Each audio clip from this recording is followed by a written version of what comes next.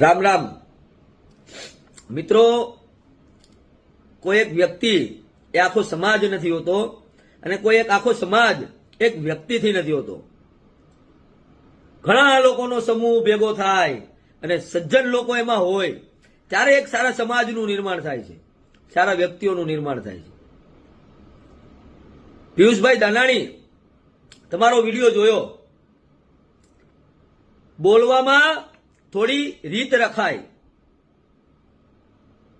આ બાપનું નથી ને આમ નથી તેમ નથી ને શબ્દોમાં ફેર હોય. પિયુષભાઈ, શાંતિથી બી સમજાવી શકાય, સારા શબ્દમાં બી લોકોને સમજાવી શકાય. આ પશુઓનું ગ્રુપ, આ ગ્રુપ, એને ગ્રુપ નો કહેવાય, એને ગૌધન કહેવાય, અને એને પશુ નો કહેવાય, એને ગૌ માતા કહેવાય. પિયુષભાઈ, બીજી વાત,